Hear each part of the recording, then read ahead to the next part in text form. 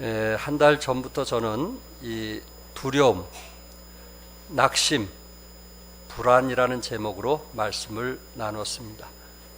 오늘은 여러분들이 잘 알고 있는 사무엘상 30장에 있는 말씀을 통해서 절망이라는 제목을 가지고 말씀을 나누기 원합니다. 절망이라는 단어, 국어사전에 찾아보니까 희망을 버리고 단념함, 희망을 버리고 단념한 사람을 절망이라고 했는데, 우리가 때로 여러분과 나에게 그럴 일이 없겠지만은 혹시 절망 가운데 살아가는 사람들에게 좀 위로가 되었으면 해서 이 말씀을 함께 나누기 원합니다. 가장 절망적일 때 가장 큰 희망이 온다 라는 책을 쓴 잭 캠필트는 그의 책에서 희망에 대한 좋은 예화를 우리에게 전해주고 있습니다. 이분은 친구에 대한 이야기인데 전이성 암 환자를 치료하는 두 분의 의사에 대한 이야기입니다.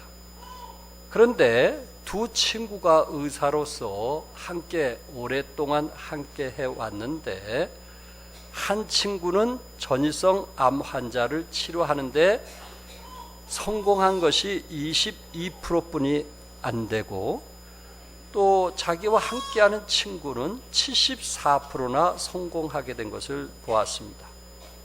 적어도 3배 이상 성공하는 것을 보고 어떻게 저 친구는 나와 무엇이 다르길래 저렇게 암 환자를 저렇게 성공할 수 있을까 하면서 친구에게 반문해 보는 겁니다. 자네나 나나 똑같은 약들, 똑같은 약만큼 처방하고 있는데 왜 자네는 암 환자에 대해서 그렇게 더 많은 사람을 성공하고 나는 당신에 비해서 적은 프로테즈만 성공할 수 있을까라고 물었던 것입니다. 이 전이성 암 환자에게 주는 그 약 이름이 4가지인데 에토사이드, 플라티늄, 온코빈, 하이드록시리아 이런 약인데 그 앞자를 따서 영어의 앞자를 따서 에포라고 합니다. 그럴 때 이 74%를 성공한 친구가 얘기합니다.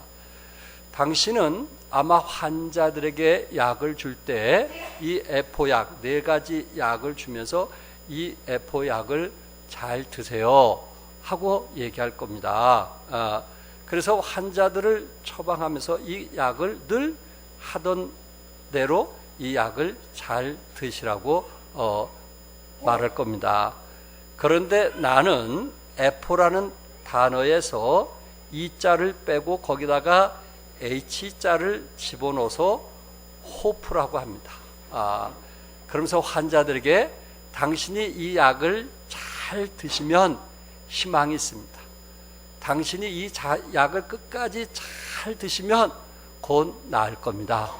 라는 희망을 준다는 거예요.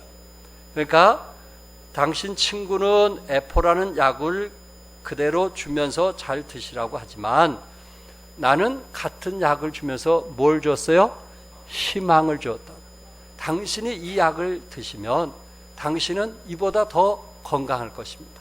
그리고 더 좋아질 것입니다. 그 말을 사용했는데 결과는 엄청난 차이가 친 거예요. 그 사람에게 희망을 줬다. 비록 그 사람이 암 환자지만 나을 수 있다는 희망을 주었다. 그래서 가장 절망적일 때 가장 큰 희망이 온다. 가장 절망적일 때. 절망이라는 단어는 희망을 버리고 단념한 것인데 여러분과 내가 절망 속에서 어떻게 그 희망을 가지면서 살 수 있을까? 특별히 오늘 본문 내용은 여러분들이 잘 아는 내용이에요. 다윗은 사울의 추격을 피해 블레셋의 시글락이라는 곳에서 망명 생활을 하게 되었습니다. 얼마나 사울 왕에게 힘들었으면은 자기의 적군인 블레셋에게까지 가서 빌면서 그곳에 거주했을까 하는 생각을 해보게 됩니다. 그래서 다윗은 그곳에 이제 거하면서 어느 날 그 블레셋 왕 아기스 왕이 다윗에게 우리가 지금 적군들과 나가서 싸우니 우리야 좀 함께 싸우자고 이야기를 했어요. 그래서 한 사흘 길을 걸어서 궁궐에 찾아오게 되었고, 그리고 블레셋 군과 이제 합세해서 적군들과 나가서 싸우려고 했을 때에 아기스 왕의 신하 가운데 몇 사람들이 다른 사람은 데려갈 수 있어도 다윗과 함께하는 600명은 데려갈 수가 없습니다. 이 사람들이 우리가 전쟁에 나가서 혹시 우리 블레셋이 위험에 처했을 때 이 다윗과 600명이 우리에게 어떻게 할 줄 모르니 이들을 다시 시글락에 보내십시오라고 이야기를 했어요. 그래서 아기스 왕은 다윗을 그가 이제 거처하고 있는 시글락으로 보내게 되는데, 사흘 길을 이제 와서 자기가 거했던 곳에 와 보니 이미 불이 타 있고, 그리고 아말렉 사람들이 쳐들어와서 성을 불태우고 아기와 여자들, 처자식을 사로잡아가는 이런 아픔, 그리고 600명이 먹고 사는 그 양이나 소들을 전부 다 빼앗아 가버리는 그런 상황에 놓이게 되어 있었어요. 그러니까 600명의 군사들이 처자식을 잃게 되었을 때 그들이 어떤 마음이겠어요? 정말 저들은 다윗과 함께 울 기력이 없도록 소리를 높여 울었다고 성경은 말씀하고 있어요. 처자식을 잃은 남편의 마음 이해하시겠죠? 한참 울다가 저들 마음속에 우리의 지도자인 다윗을 잘못 따라왔기 때문에 우리가 이런 어려움을 당했구나 라는 생각을 가진 몇 사람들이 있었던 것 같습니다. 그래서 그들이 다윗에게 돌을 들고 치려고 하는 그런 상황에 놓이게 되어 있습니다. 다윗이 어떤 마음이겠어요? 다윗도 자기가 사랑했던 아내를 잃게 되는 그런 아픔이 있음에도 불구하고 그 앞에서 자기와 동지라고 했던 함께 했던 사람들, 물론 소수겠지만 그들이 돌을 들고 자기를 치려고 했을 때 다윗의 마음이 어땠을까? 아마 그는 이스라엘에서 블레셋에 와서 거주하는 것도 참 부끄러운 일인데, 또한 이방 나라에 와서 자기와 함께 했던 사람에게 돌에 맞아 정말 죽을 수 있는 그런 상황, 그리고 처자식이 포로로 잡혀갔던 그런 상황, 이런 상황이라면 아마 다윗은 절망할 수밖에 없는 상황인가? 그에게 무슨 희망이 있겠는가? 그에게 무슨 소망이 있겠는가? 처자식도 잃게 되고 자기와 함께 했던 이제 그 용사들에게 오히려 돌에 맞아 죽어야 되는 그런 상황이 있게 되었을 때 아마 나 같으면 주저앉지 않았을까? 더 이상 이스라엘의 어떤 지도자로서 살기보다는 거기서 인생을 마치는 것이 더 의미 있지 않을까? 그런 생각을 가져볼 수도 있었을 것입니다. 그런데 다윗이 이런 절망 속에서 어떻게 이겨낼 수 있을까? 여러분과 나도 이런 절망의 그림이 그려진다면 그런 속에서 어떻게 이겨낼 수 있을까? 물론 우리 성도들 가운데 어떤 분은 이런 상황 속에서 일어나신 분도 있고 또한 일어나는 중에 계신 분도 있습니다. 또한 더 이상 이런 절망이 여러분들에게 없기를 바라는 목사의 마음이기도 합니다. 그러나 때로 이런 환난과 어려움이 있게 되었을 때 우리는 이런 부분들을 어떻게 절망 속에서 큰 희망으로 바꿔갈 수 있을까? 그것을 오늘 성경에서 우리에게 말씀하고 있습니다. 첫째, 그 6절에 보니까 다윗이 하나님을 바라보는, 하나님을 의지하는 아름다운 모습을 보게 되는데, 백성들이 자녀들 때문에 마음이 슬퍼서 다윗을 돌로 치자 하니 다윗이 크게 다급하였으나 그의 하나님 여호와를 힘입고 용기를 얻었더라. 다윗은 이런 상황 속에서 누구를 의지했어요? 하나님을 의지했어요. 다윗은 이런 힘들고 어려운 상황 속에서 절망적이고 그 위급한 순간에도 다윗은 하나님을 바라보았다는 말씀입니다. 여호와를 힘입었다. 여호와를 힘입었다. 새 번역에서는 하나님을 더욱 굳게 의지했다는 겁니다. 그가 이렇게 힘들고 어려울 때 누구를 더 의지했어요? 하나님을 더욱 굳게 의지했다. 사람을 의지한 것이 아니고 누구를 의지했다? 하나님을 더욱 굳게 의지했다. 쉬운 성경에서는 여호와 안에서 힘을 얻었다. 여호와 안에서, 그리스도 안에서 힘을 얻었다. 이렇게 말씀을 하고 있습니다. 다윗이 돌에 맞아 죽느냐 사느냐 이런 상황 속에서 사람이라면 누구든지 그 사람 앞에 무릎을 조아린다든지 또한 도움을 요청했을 것입니다.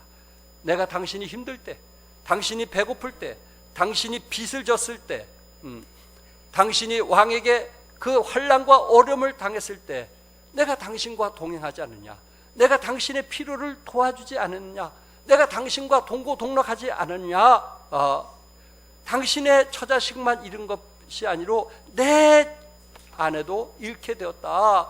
내 마음들 편하겠느냐 하고 아마 아쉬운 소리를 할 수 있는 것이 우리의 모습인데, 다윗은 오히려 돌을 들고 치려고 하는 저들에게 아쉬운 소리보다는 여호와를 힘입었다. 하나님을 바라보았다. 하나님을 의지했다. 대부분 이런 상황이라면 사람을 의지하는 것이 공통적인데, 다윗은 누구를 의지했다고요? 하나님을 의지했다.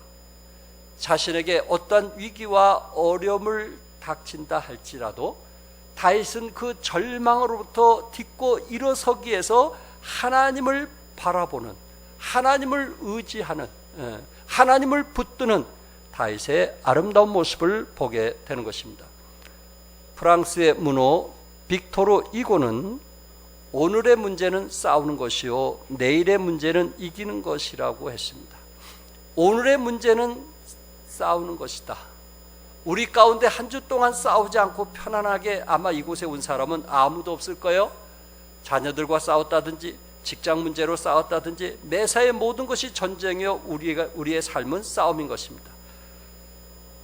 우리가 산다는 것은 싸우는 것입니다. 이제 여름이 다가오는데 여름에는 더위와 싸우고 겨울에는 추위와 싸웁니다. 우리의 생명은 온갖 병균과 끊임없이 싸워야 합니다. 더군다나 여러분과 나는 영적인 그리스도인으로서 악과 늘 싸우게 되어 있고 세상과 늘 싸우면서 살아가기 때문에 그때마다 우리는 결단하는, 그때마다 믿음으로 결정하면서 싸워서 승리한 분들이 이곳에 참여하게 되었을 것입니다. 우리는 절망할 것이 아니라, 포기할 것이 아니라 하나님 안에서 우리는 반드시 승리하는, 역사의 승리자로 남기를 원하는 그런 마음이 있습니다. 성도 여러분, 절망은 우리를 두렵게 합니다. 그러나 한번 기억해 보세요. 여러분과 내가 절망에 놓여 있을 때, 아니 벼랑 끝에 놓여 있을 때, 그때가 하나님을 찾을 수 있는 기회가 아닌가. 벼랑 끝에라 하는 것은 누구든지 그곳에 서고 싶지는 않지만은, 그러나 벼랑 끝이 우리가 영적으로 축복받을 수 있는 좋은 기회가 아닌가. 벼랑 끝에 있기 때문에 우리가 정말 하나님 앞에 항복하고 우리가 하나님 앞에 무릎을 꿇을 수 있는 것이 아닌가. 만약에 여러분과 내가 벼랑 끝이 아니라면 과연 우리 하나님께 무릎을 꿇을 수 있는 사람인가? 나를 한번 보세요. 여러분 자신이 나를 한번 쳐다보세요. 내가 웬만해 가지고 누구 앞에 무릎을 꿇을 사람일까요? 누구 앞에 사정할 사람일까요? 우리는 좀처럼 우리의 자존심 때문에 때때로 우리가 기도하면서도 하나님에게 항복하지 않는, 예배 드리면서도 하나님께 무릎 꿇지 않는, 모든 것이 잘 되기를 바라면서도 항상 내 자존심 때문에 하나님께 절대적으로 굴복하지 않는 그런 모습을 보게 되는데, 때때로 하나님은 우리를 벼랑 끝에 몰게 하셔서 다윗처럼 하나님께 무릎을 꿇게 하고 전적인 누구만 의지하게 해요? 하나님만 의지하게 하는. 웬만해 가지고는 우리는 하나님께 항복하지 않는, 그러한 우리의 자존심, 자신의 지식을 믿는다든지, 자신의 돈을 의지한다든지, 자신의 건강을 의지한다든지, 무릎을 꿇어야 하나님께 기도하게 되는데, 항복해야 하나님께 나가게 되는데, 웬만해 가지고는 항복하지 않는 우리들의 모습. 그래서 때로 이러한 벼랑 끝이 하나님을 찾는 좋은 기회가 될 것이고, 또한 우리의 절망이 하나님을 의지할 수 있는 좋은 기회가 되는 것입니다. 구약과 신약에 보면 우리와 같은 성정을 가진 사람이 하나님 앞에 쓰임받는 경우를 보게 되면 그분들은 대체적으로 하나님께 뭐한 사람이에요? 항복한 사람들이에요. 하나님께 굴복한 사람들이에요. 그래서 하나님께서 그들을 통해서 더 위대한 일들을 이뤘던 것을 보게 됩니다. 어떤 분은 직장을 잃어야 하나님께 항복하는 사람이 있어요. 어떤 사람은 건강을 잃어야 하나님께 항복하는 사람이 있어요. 어떤 사람은 사업을 잃어야, 어떤 사람은 사랑하는 사람을 잃어야, 어떤 사람은 삶의 복음자를 잃어야 하나님께 항복하는 사람이 있어요. 그러나 여러분 기억하십시오. 우리의 벼랑 끝은 영적인 눈을 뜨게 하는 것입니다. 우리의 벼랑 끝은 우리의 마음이 누구를 향하게 하는 거예요? 하나님을 향하게 하는 것입니다. 그렇지 않고 우리가 하나님께 쓰임받을 수 있을까? 늘 이곳에서 김우생 목사님에 대한 말씀을 제가 드린 적이 있습니다. 김우생 목사님 아버님은 영화를 만드신 분이에요.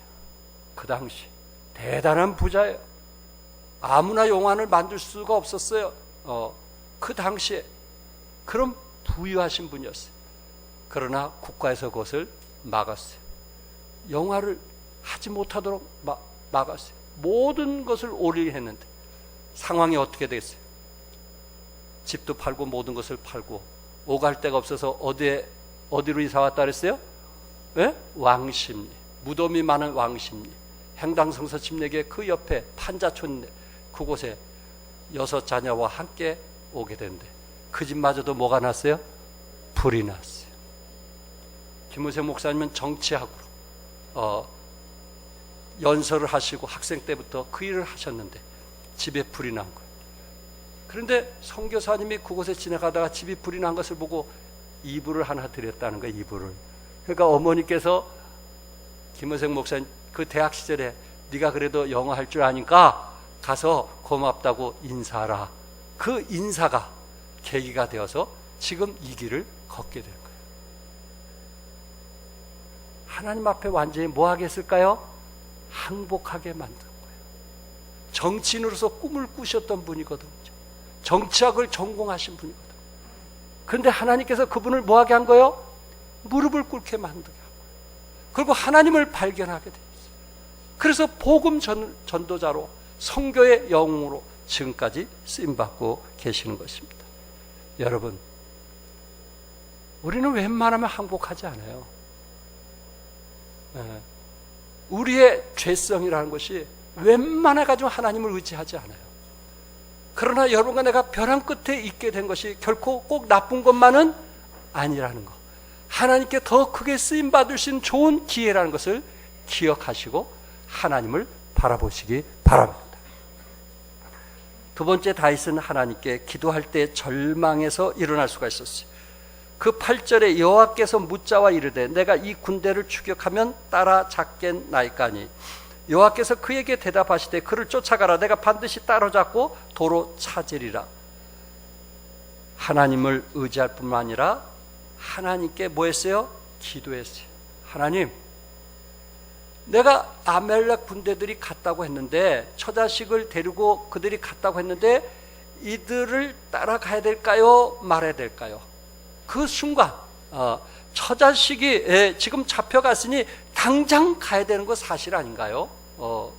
다른 것보다 이 일이 우선돼야 되지 않나요? 그런데 다윗은 하나님께 뭐 했어요? 기도했어요. 그가 가야 되는 건 알지만, 마음이 급한 건 알지만, 그러나 하나님께서 뭐라고 말씀하시는가, 그것을 듣고 싶었던 것입니다. 내가 쫓아간다면 아말렉 군사들을 따라잡을 수 있을까요? 왜냐하면 따라간다고 해봤자 그곳은 다 광야의 길이기 때문에 아말렉 군사들이 어디로 갈지 아무도 알 수가 없어요. 이거는 예측할 수가 없는 거예요. 사막에 바늘 하나 찾는 거와 같은 거예요. 다윗은 너무나 잘 알았어요. 그래서 하나님께 기도한 거예요. 그리고 정말 이들을 따라가야 되나요? 라고 물었던 것입니다. 하나님께서는 그를 쫓아가라. 네가 반드시 따라잡고 도로 찾으리라고 말씀을 했어요. 그 말씀을 믿고 다윗은 뭐 했어요? 순종했던 것입니다. 다윗은 하나님께서 말씀하시면 이것이 하나님의 뜻이라면 뭐 했어요? 순종했어요. 우리 주에 많은 사람이 하나님의 뜻인 것을 알면서도 뭐 하지 않아요? 순종하지 않으니까 기적을 맛보질 못하는 거예요. 그런데 다윗은 하나님께서 말씀하신 것을 믿고 뭐 했어요? 순종했어요. 그리고 600명의 그 자기와 함께 했던 군사들과 이제 그들을 따라가게 됐는데 그 사막 가운데서 누구를 만나냐면은 애굽의 젊은 청년을 하나 만난 거예요. 젊은 소년. 그곳에 애굽 소년이 그 사막 가운데 비틀거리면서 지금 다윗이 가고자 하는 그곳에 한 사람이 걸어오는 거예요.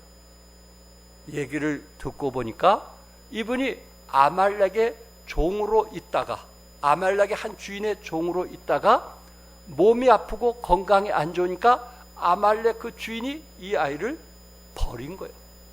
3일 동안 먹지를 못해가지고 그리고 물을 마시지 못해서 너무 고통스럽고 힘든 그 아이를 만나게 된 거예요. 다윗은 그에게 물을 주고 먹을 것을 주었습니다.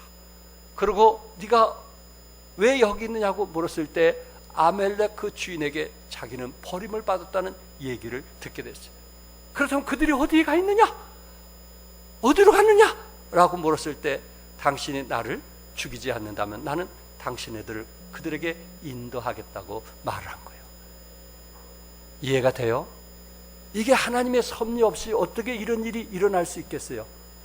어떻게 그 사막 가운데 이 한 사람을 만날 수 있겠느냐 이거예요. 그 광야 같은 사막에 이런 사람을 만난다는 것은 결코 쉬운 일이 아닌데 이곳에 하나님의 섭리와 인도하심이 있음을 우리는 믿습니다.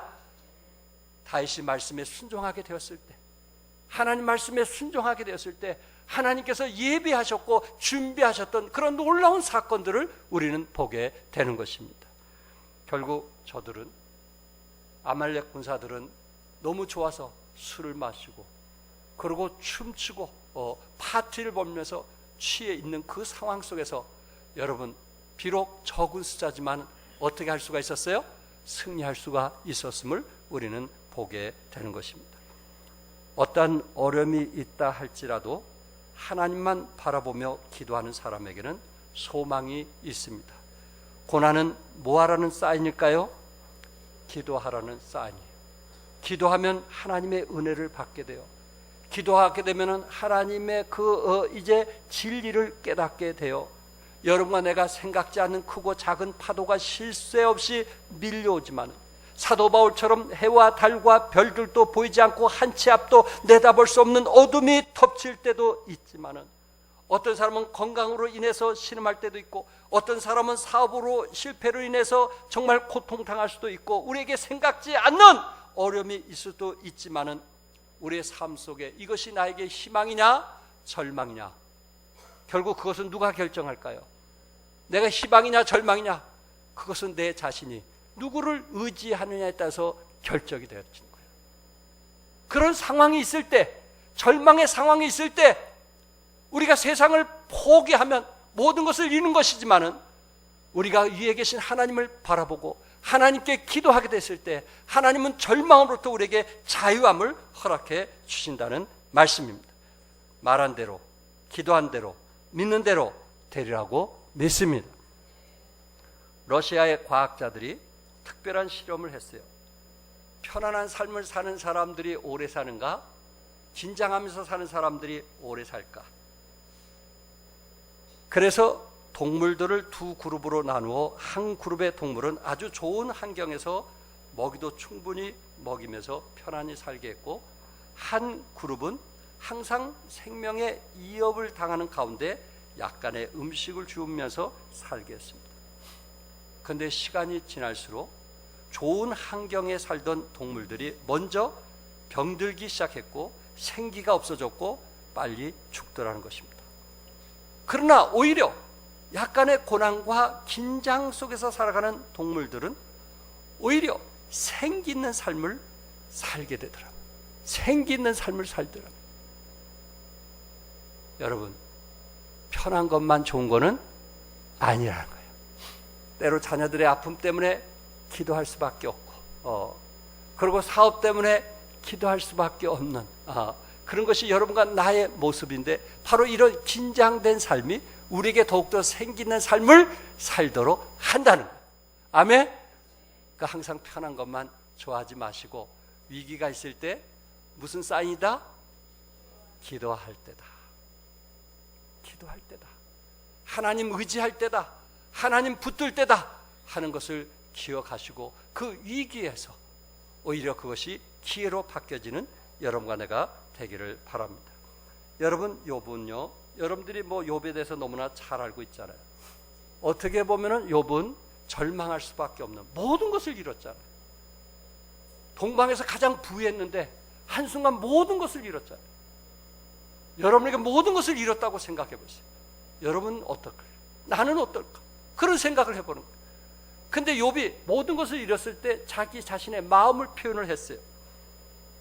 욥기 17장에 보면 나의 날이 지나갔고 내 계획, 내 마음의 소원이 다 끊어졌구나. 그들은 밤으로 낫을 삼고 빛 앞에서 어둠이 가깝다 하는구나. 내가 수월이 지옥이 내 집이 되기를 희망하여 내 침상을 흑암에 펴놓음에 무덤에게 너는 내 아버지라 구더기에게 너는 내 어머니 내 자매라 할지라 나의 희망이 어디 있으며 나의 희망을 누가 보겠느냐.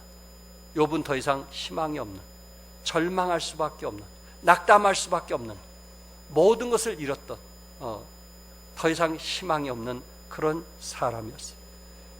그런데 그것으로 끝난 것이 아니고 그와 가장 가까웠던 친구들이 그 욥을 비난하고 조롱한 거예요.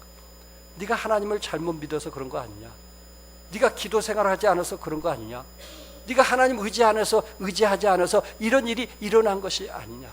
욥은 사실 그런 것이 아닌데, 욥은 영적으로 살려고 애썼던 사람이고 믿음으로 살려고 애썼던 사람인데, 그 중에 가장 가까웠던 친구, 가장 가까웠던 사람들이 계속 욥을 더 힘들고 어렵게 만드는 것이었어요. 절망 가운데 있었던 욥은 어떤 태도를 보였을까요? 욥기 42장 10절에 보면 욥이 그의 친구들을 위하여 뭐할 때? 기도할 때. 오히려 저들이 알지 못하고 행하는 죄를 용서해달라는 그의 친구를 위해서 뭐할 때? 기도할 때. 여호와께서 욥의 공경을 돌이키시고 욥의 공경을 뭐 하셨어요? 돌이키셨다. 이렇게 말씀했어요. 돌이키셨다. 현대 성경에서는 욥이 말도 못하게 고생한 것을 돌아보셨다. 말도 못하게 고생한 것을 하나님께서 돌아보셨다. 어떻게 할 때? 비난과 조롱이 있을 때 오히려 친구들을 위해서 기도하는 욥의 모습을 보고, 저들을 용서해달라는 욥의 모습을 보고 하나님께서 말도 못하게 고생한 것을 돌아보셨다. 이렇게 말씀했어요. 욥은 절망 가운데 있을지라도 주님의 그 사랑을 가지고 저들을 사랑했던, 용서했던, 이해했던 아름다운 마음, 그것이 하나님 앞에 상달이 된 거예요. 욥처럼 이런 환경이 있다면, 이런 처지에 있다면 누가 작은 말 한마디만 해도 우리는 화를 낼 수밖에 없는 그런 상황 아닐까요? 밖에 가서 피곤하기만 해도 남편이 한마디만 하면 괜히 화를 내는 것이 우리 모습인데, 욥과 같은 이런 상황 속에서 그 친구들이 계속 성경 대부분의 친구들이 그 욥에 대해서 비난하고 조롱하고 업신여기고 하나님을 잘못 믿었다고 했을 때 오히려 그 친구들이 안 온 게 더 나을 건데, 그런 상황 속에서도 욥은 그의 친구들을 위해서 뭐 했다? 기도했다. 아멘. 뭐 했다? 기도했다. 절망 가운데서 그들을 위해서 기도할 때에 하나님께서 말도 못하게 고생한 것을 하나님이 돌아보셨다고 말씀을 하고 있습니다. 성도 여러분, 욥처럼 다윗처럼 어떤 어려움을 당한다 할지라도 우리에게는 절대 위기는 있을 수 있어도 절대 절망이라는 것은 있을 수가 없습니다. 절대 위기라는 것은 순간순간 있을 수 있지만은 절대 절망이라는 것은 있을 수가 없습니다. 왜? 하나님이 우리와 함께 하시기 때문에 그렇습니다. 여러분과 내가 절대 위기가 있을 때 때로 어떤 경우는 기도가 막히기도 하고 어떨 때는 기도가 안 되는 경우도 있을 것입니다. 모든 것이 막히고 안 되는 경우가 있을 수 있을 거예요. 그러나 안됨과 막힘을 뚫을 수 있는 방법은 뭐예요? 뭐 하는 거예요? 기도하는 거예요. 아멘? 안됨과 막힘을 뚫을 수 있는 것은 기도 외에는 아무것도 할 수 없어요. 하나님이 도와주셔야 되는 거예요. 하나님이 도와주셔야 되는 거예요. 여러분이 잘 알고 있는 로마서 4장에 보면은 아브라함이 100세가 되었어요. 그러면서 아브라함이 한 얘기 중에 자기 몸이 죽은 것 같고 사라의 태가 죽은 것 같다고 했어요. 같음을 안다고 했어요. 자기 몸이 죽은 것을 뭐 했어요? 알았어요. 자기 아내의 태가 죽은 것을 알았어요. 이 알았다는 단어는 교리적인 것이나 어떤 이해 문제가 아니에요. 이것은 머리로 아는 것이 아니에요. 몸으로 체험한 거예요. 완전히 좌절과 낙담에 있는 모습이에요. 왜? 더 이상 자식을 낳을 수가 없기 때문에. 100세가 돼서 자식을 낳을 수 없다는 것은 머리로 하는 것이 아니고 지식으로 하는 것이 아니고 몸으로 하는 거예요. 몸으로 체험하는 거예요. 그래, 나는 아무것도 할 수 없어. 나는 더 이상 아무것도 할 수 없어. 나를 포기하는 거예요. 나를 내려놓는 거예요. 나를 항복하는 거예요. 결국은 아브라함이 내 자신을 내려놓으니까 누구를 의지하게 됐어요? 하나님을 의지하는 거예요. 나는 할 수 없으니까. 내 아내도 할 수 없으니까. 그는 모든 것을 부정했어요. 모든 것을 절망했어요. 나는 아무것도 할 수 없다. 그러니까 이제 내가 의지할 분은 위에 계신 하나님이다. 이런 놀라운 역사가 일어나는 거예요. 나를 내려놓으면 누구를 의지하는 거예요? 하나님을 의지하는 거예요.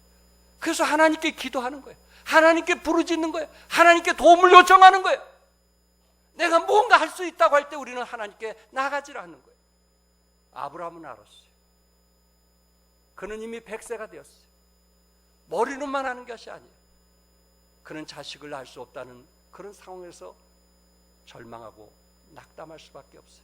자기 몸을 통해서 더 이상 생명을 낳을 수 없다는 것을 그는 알았어요. 그래서 그가 이제 의지할 분은 하나님께서 약속하신 그 약속의 말씀을 믿을 수밖에 없는 거였어요. 사랑하는 성도 여러분, 어떤 분이 이런 말을 했어요. 기도는 어떤 어려움도 대비하게 하고 축복을 예배하게 하는 하나님의 안전벨트다. 하나님의 뭐요? 안전벨트다. 여러분, 안전벨트를 왜 매세요? 전에 저와 같이 차를 타고 같이 운전했던 분 중에 어떤 분은 목사님 안전벨트 매세요. 꼭 매세요. 그렇게 하고 운전하는 사람이 있어요. 어떤 분은 안전벨트 안 매도 돼요. 목사님 걱정하지 마세요. 그러고 운전하신 분도 있어요. 그러니까 그 앞에서 내가 안전벨트를 하기가 좀 민망스럽더라고요. 나 믿으라는 거예요. 걱정하지 말라. 여러분은 어떤 사람이에요? 안전벨트는 매라고 하는 사람이에요? 매지 말라고 하는 사람이에요? 혹시 여러분의 사랑하는 자녀들이 탔을 때, 어린아이들이 탔을 때 안전벨트를 매라고 그래요? 매지 말라고 그래요? 내가 비록 실수는 안 할지라도 혹시나 내가 잘못해서 내가 사랑하는 사람들에게 아픔과 상처를 줄까 봐 안전벨트를 매라고 하는 거예요. 그것은 만약을 위해서 대비하는 거예요. 그게 안전벨트예요. 왜 우리가 기도해야 되나요? 왜 우리가 하나님께 기도해야 되는 거예요? 그거는 안전벨트와 같은 거예요. 우리가 어떤 상황에 어떤 문제가 닥칠지 아무도 알 수가 없는 거예요. 그런 문제가 없기를 바라지만 우리의 실수로도 문제가 일어날 수도 있고 우리의 잘못 판단으로도 많은 고통을 당할 수 있기 때문에 그것을 대비하기 위해서 안전벨트를 매는 거예요. 그것이 뭐 하는 거예요? 하나님께 기도하는 거예요. 우리 예수님은 어찌하여 자느냐? 시험에 들지 않게 일어나 기도하라. 시험에 들지 않게 일어나 뭐 하라 했어요? 기도하라. 왜 기도하시는 거예요? 여러분들이 출근해서 왜 기도로 하루를 시작하는 거예요? 여러분이 출근해서 왜 말씀으로 시작을 하는 거예요? 혹시 우리가 시험에 들지 않도록 하기 위해서, 시험에 들지 않도록 하기 위해서 안전벨트를 매는 것과 같은 거예요. 다윗은 평상시에 안전벨트를 매었던 사람이었기 때문에 그런 절망 가운데 있을 때 누구를 의지했냐면 하나님을 의지했어요. 욥은 평상시에 안전벨트를 매었던 사람이기 때문에 모든 것을 잃은 상태 속에서도 하나님을 원망하지 않냐고 하나님을 의지했어요. 어떤 사람이 하나님을 의지할까요? 어떤 사람이 하나님을 원망할까요? 평상시에 안전벨트를 맸느냐 안 맸느냐. 평상시 하나님께 기도를 했느냐 안 했느냐, 그 결과는 엄청난 차이를 가져오게 되는 것입니다. 끝으로 다윗은 절망에 빠져 있는 자들을 도울 때 일어날 수가 있었어요. 30장 10절에 보니까 다윗은 400명을 거느리고 쫓아가니라. 400명을 거느리고 뭐 했어요? 쫓아가니라.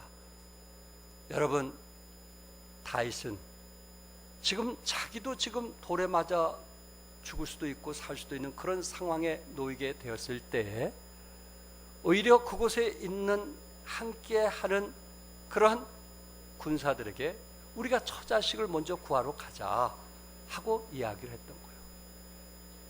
나에게도 지금 힘들고 어렵지만, 내 감정적으로 나도 힘들지만은 나보다 더 어려운 사람을 위해서 도와주자 하고 일어나게 된 거예요. 그것이 절망으로부터 일어날 수 있는 방법 중에 하나라는 거예요. 여러분 힘드십니까? 여러분 어렵습니까? 여러분 나 자신도 감당하기가 정말 버겁습니까? 그러나 나보다 더 힘든 사람을 한번 보세요. 나보다 더 어려운 사람들을 한번 생각해 보세요. 그러면 우리는 다시 한번 일어나는 거예요. 제가 10년 전에 사모님 반에서 그런 대화를 하는 걸 봤어요. 한 사모님이 아유 이번 겨울이 너무 심해가지고요 우리 집에 물이 안 나와요. 그리고 설거지를 제대로 못하고 그렇게 어려움을 당했어요. 그렇게 하루만 했는데도요 저는 너무 힘들었어요. 그렇게 얘기한 거예요. 그러니까 저 지방에 사는 사모님이 우리는요 너무 추워가지고 지금요 일주일 때 설거지를 못했어요. 그 얘기를 들으니까 좀 마음이 놓이더라는 거야. 그 얘기를 들으니까 난 너무 행복했다는 거예요. 안 그러나요? 여러분, 나보다 더 힘들고 나보다 더 어려운 사람이 내 주위에 있다는 거 우리가 생각하면 우리는 일어나야 되는 거예요. 우리는 일어나야 되는 거예요. 나보다 더 고통스러운 사람들이 내 주위에 있다는 것을 알기 때문에 다윗은 일어난 거예요. 600명이 갔는데 결국은 한 그 시냇가를 건너는 그 앞에 왔을 때 200명이 더 이상 못 가겠다고 그런 거예요. 200명. 물론 이 사람은 처자식이 없어서 그랬는지도 모르겠죠. 200명이 거기에 주저앉는 거예요. 600명이 가도 이길까 말까 하는데 200명이 주저앉는 거예요. 그런데 다윗은 일관성 있게 400명을 데리고 쫓아간 거예요. 그를 시험할 때 다윗은 일관성이 있었어요. 그의 믿음은 변함이 없었어요. 어떤 상황이든지 그의 믿음은 항상 일관성이 있게 되었어요. 그래서 전쟁에서 승리하게 되었고, 그리고 소와 양들을 다시 뺏어오게 되었고, 그리고 전리품들 전쟁에 나가서 정말 그들의 모든 것을 다 뺏어갖고 돌아오는데, 성경에 보니까 깡패 같은 사람, 악한 사람 몇 명이 이 전리품을 400명에게만 나눠주자. 200명은 전쟁을 같이 하지 않았으니 그들에게 줄 수가 없다. 우리 400명에게만 나눠주자라고 성경에 보니까 그런 사람을 악한 자로 생각합니다. 나쁜 사람이라. 이런 사람들이 그런 말을 하는 거예요. 그럴 때 다윗이 뭐라고 했을까요? 다윗이 뭐라고 말을 했을까요? 불량배들이 그렇게 얘기했을 때 다윗은 뭐라고 얘기했을까요? 한결 같았습니다. 30장 23절 다 같이 읽겠어요. 시작.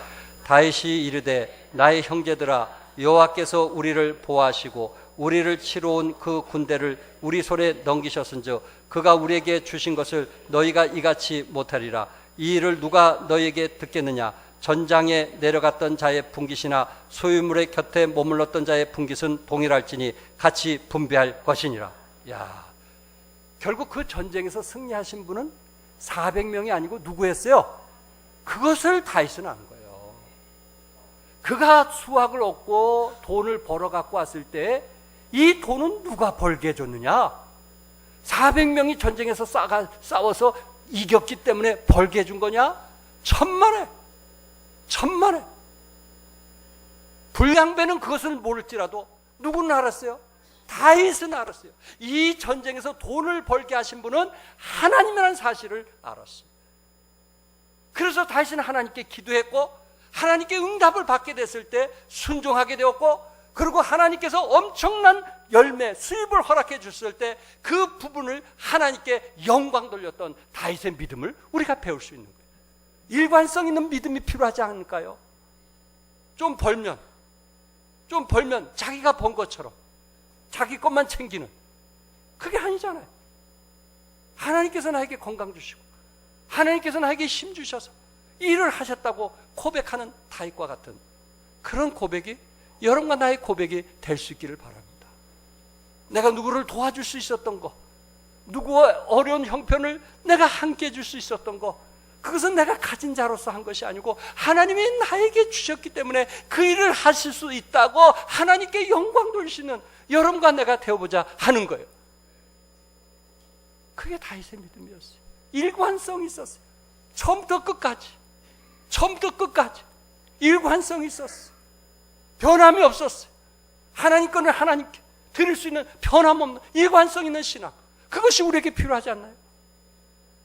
힘들 때는 하나님 인정하지 않고 좋을 때는 하나님 인정하고 그런 게 아니잖아요. 힘들 때나 어려울 때나 또한 불량배들이 이런 것을 요구했을지라도 그는 변함없이 하나님이 우리를 보호하셨고 하나님께서 그 군대를 우리 손에 넘기셨다. 그렇기 때문에 이 모든 것은 우리가 공동체에게 600명에게 이 절품을 나눠주셔서 처자식도 먹고 살아야 된다고 다윗은 강하게 말씀을 했던 것입니다.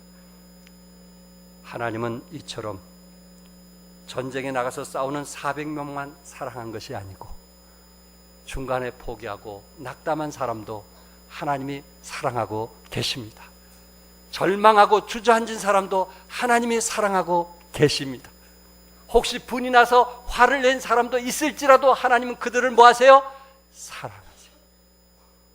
하나님은 거듭난 사람, 구원받은 사람, 생명을 가진 자를 사랑하고 있다는 것을 기억하시고 우리도 다윗처럼 절망 가운데서 승리할 수 있는 여러분과 내가 되기를 주님의 이름으로 축복합니다.